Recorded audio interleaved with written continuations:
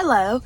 So I have been thinking about making this video for a while to talk about my bariatric surgery journey, why I did it, what in my life had kind of made me decide that that's where I wanted to go with my weight loss journey, all of that.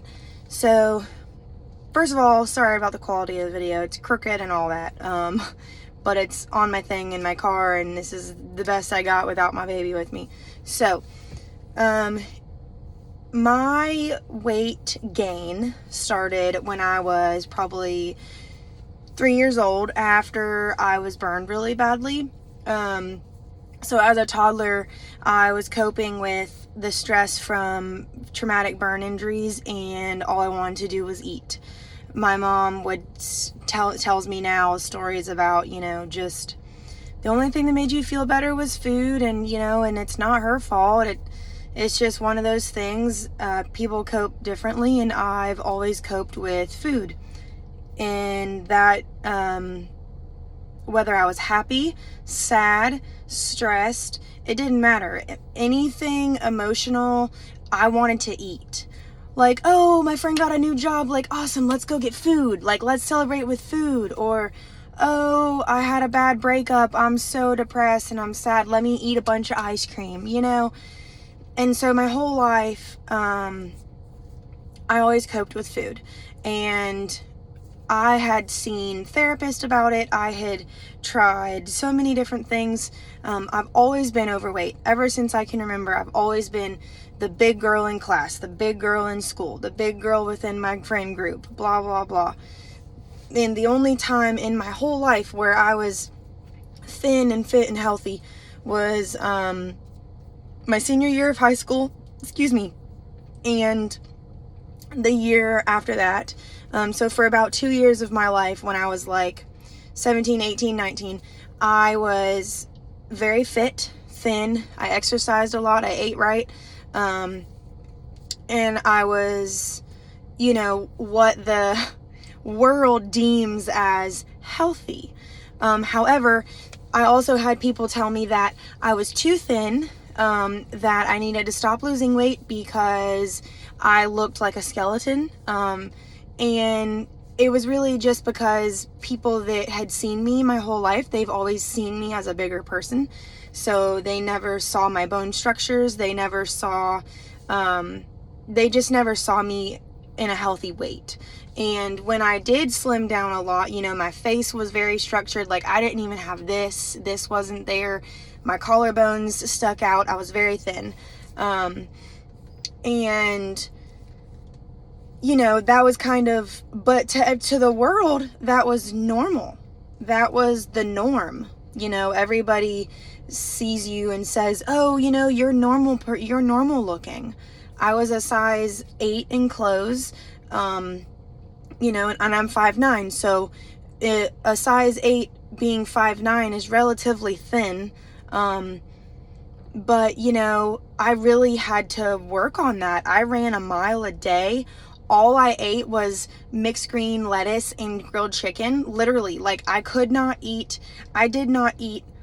anything else. Like, for my whole senior year of high school and after that, I was so obsessed with being thin at that point because I had been fat my whole life. And finally, for once in my life, I was not being made fun of for being fat, okay?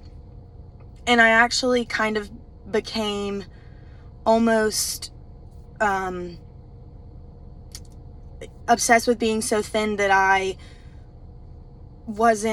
it was bad for me. Like, mentally, I was obsessed. Like, I had an eating disorder, like, in the opposite way. Like, I was to the point where, it wasn't healthy it really wasn't healthy for me. It was hard, and I was stressed, and under the smile of being skinny, I was actually like killing myself inside because it was really hard. And I gained a little bit of weight back after that, and I had hit probably like 200 pounds, and I was really happy there. When I was a lot thinner, I weighed in at 165, which I don't even want to get back there now. My goal weight's like 175, 180. But, you know, it's just, you have to do what's best for you, even if that means having a little bit of meat on your bones, you know? Like for me, having a little bit of meat on my bones is healthy. I'm not super, I don't think, me personally, I'm built bigger. I'm just not a petite person. So even through this weight loss journey, it has been really hard, you know, kind of trying to see where I want to be, where I'm at, and all of that. And I've had a lot of people tell me that it's wrong to have weight loss surgery. It's selfish. It's whatever, you know, like, oh, and I used to be the person who thought it was the easy way out. Not gonna lie. Like I used to say, oh, well, you know, lucky for them, they had the surgery, they have the easy way out, you know. And I was wrong. I was very wrong. The process to having this procedure is really tedious. You really have to want it. You have to have willpower like you've never had before, ever. You have to maintain a very strict liquid diet, like 2 to 3 weeks before your surgery. And I'm talking only water and protein shakes. That is it. You can have like a sugar-free popsicle or sugar-free Jello, but that's it for 2 weeks, 2 to 3 weeks. That's all you can have. And let me tell you, when I went through that, first of all, I work at a fried seafood restaurant, and I was here. I was literally here 10 out of the 14 days that I was on my liquid diet. For over half of the time I was on that liquid diet, I was working, serving food, you know, I had access to any food I wanted, anything, and I could not eat it.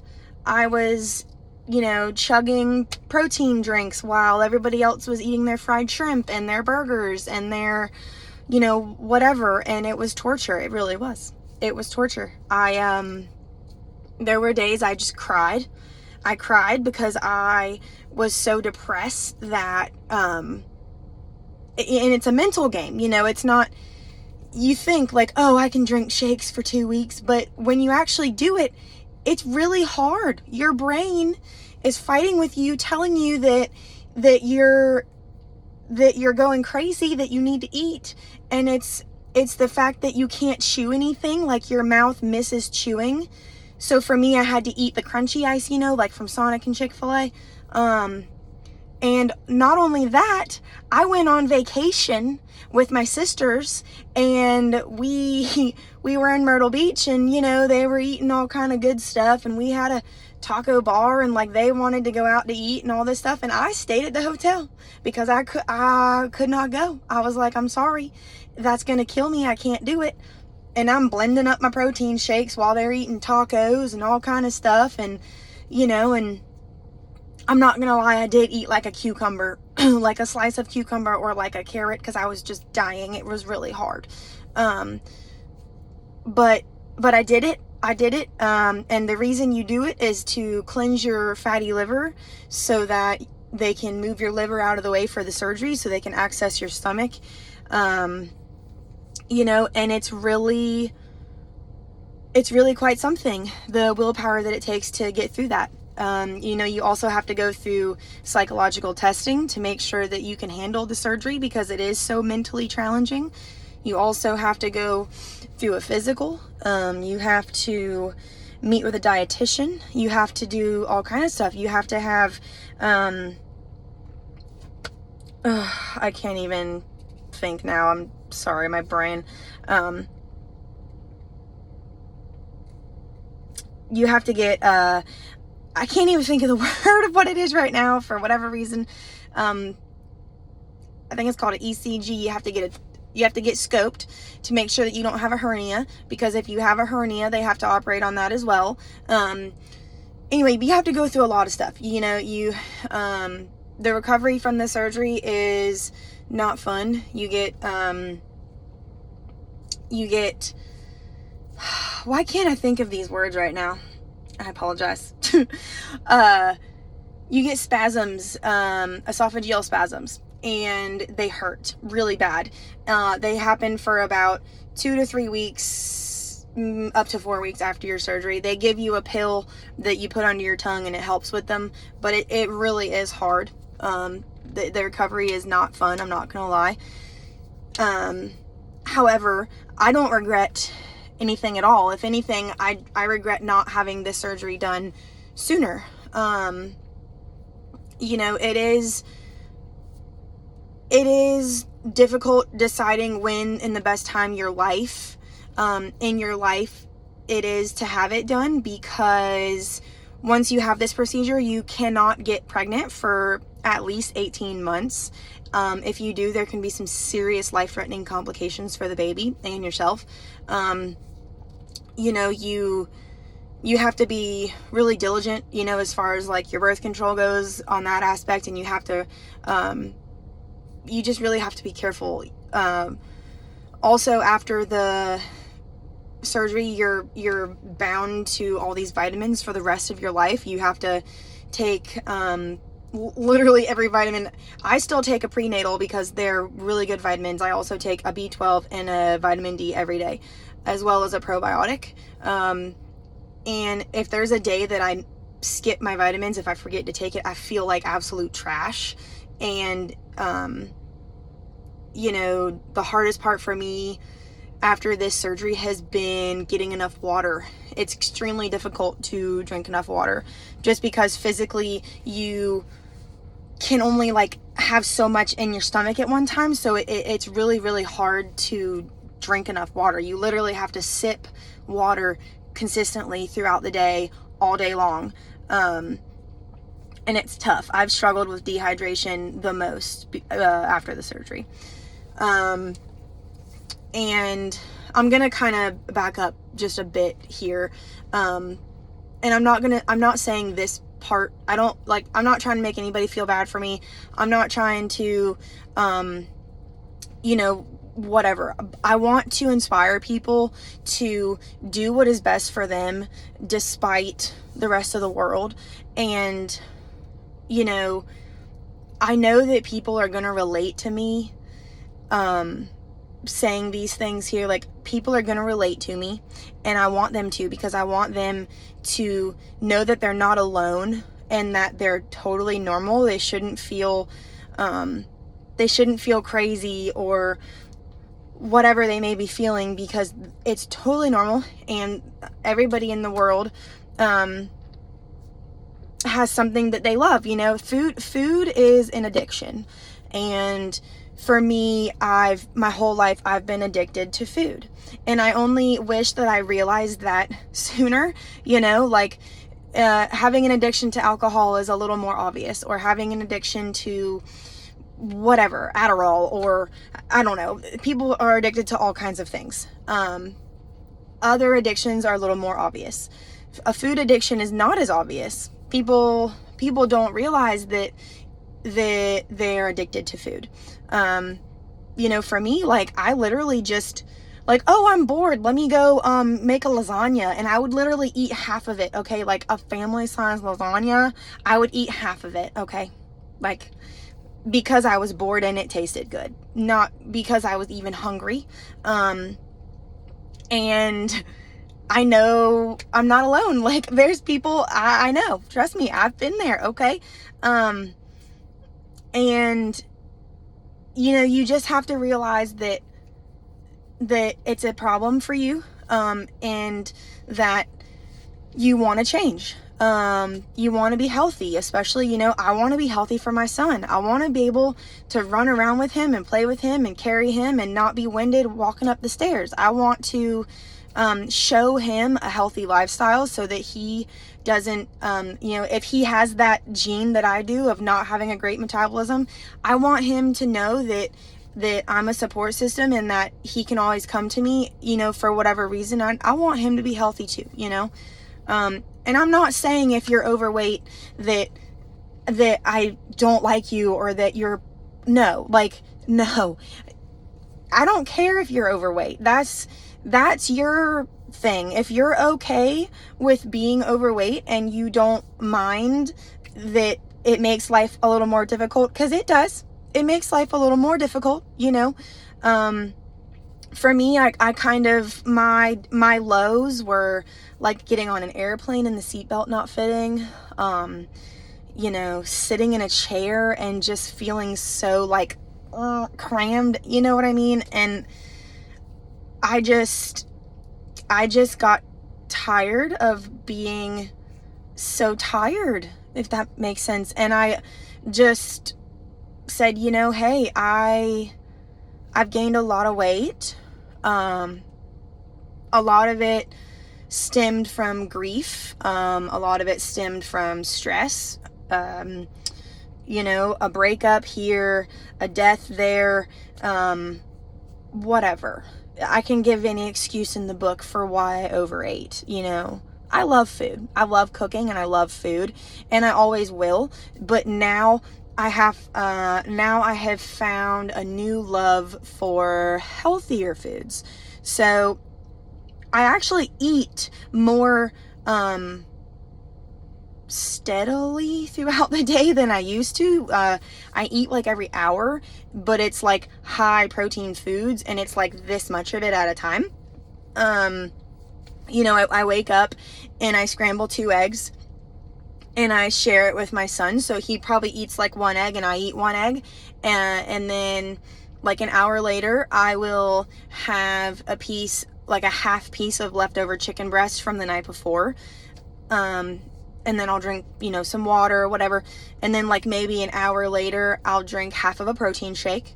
And then I'll make my son lunch, whatever it is. I'll have a couple bites of it. Sometimes I'll eat an occasional noodle, okay? Like, I still eat an occasional noodle or an occasional potato. You know, you have to. You can't deprive yourself completely. You just can't overindulge.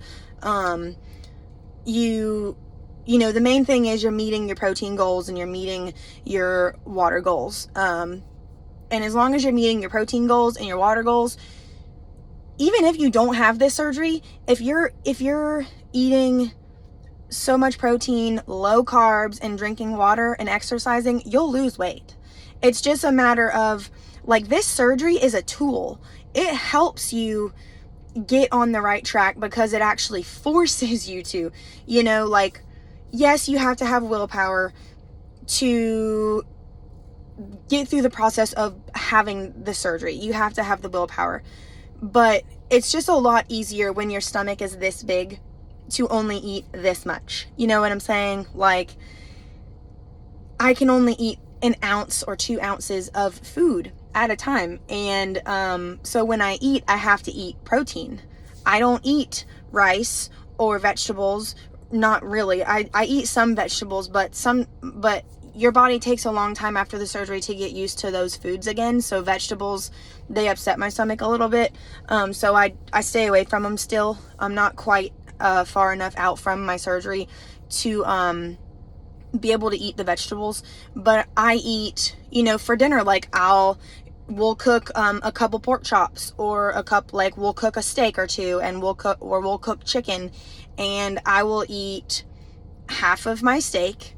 It takes about an hour for me to eat like a half of a 8-ounce steak. I eat little tiny bites. It takes me an hour, and that's all I eat for dinner is half of that steak. And then I might be like starving an hour later and I'll eat the other half. So it varies. You know, and you kind of always have to have something with you to eat. When I go to town and I leave my house, I have to have like a cheese stick or a protein shake, or I made a really yummy protein cookie that has like 2 carbs in it total with no sugar, and I absolutely love them, and I'll bring one of those with me. Or if I'm super desperate, if I go to fast food or anything, like Chick-fil-A, for example, has the grilled nuggets or the grilled chicken breast, I just go get like a grilled nugget, like just the nuggets, and I'll just, you know, pick on that. I drink unsweet tea. I drink coffee, and I drink water. That's all I drink. Alcohol doesn't metabolize as well after this surgery. I'm sure I'll be able to drink again, but not right now. It also hurts to drink anything carbonated. You can't drink anything carbonated for like a long time because it kind of hurts. But, you know, kind of going back to what events in my life have brought me to this decision, I was bullied a lot, through elementary school, through middle school, high school. Middle school was the worst. Those of you that knew me in middle school know exactly what I'm talking about. There was a boy who was very, very, very, very mean to me. He would, he literally like made up a song about me. It went something like, something about how much I love Twinkies, and which is, I don't even like Twinkies. I've never even liked Twinkies, so it was dumb to begin with, but it was a song about me being fat, about how I eat too many Twinkies, and how I'm big, and blah, blah, blah, blah, blah, and he would just, like, sing it in the middle of class, and everybody would laugh, even some of the teachers would laugh. It was, middle school was hard.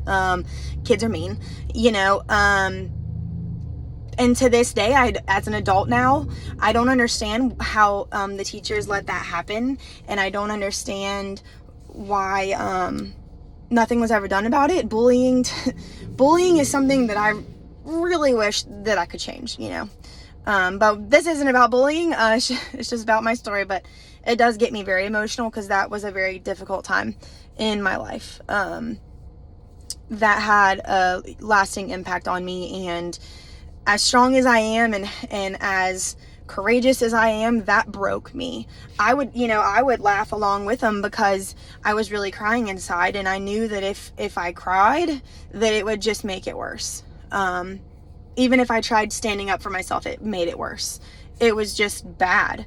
In high school, you know, I'd be walking through the halls, and people would moo at me. They would oink at me. And this was at Wando, okay? Wando. Big school, you know. And that school, you know, it's a lot bigger, more difficult, whatever.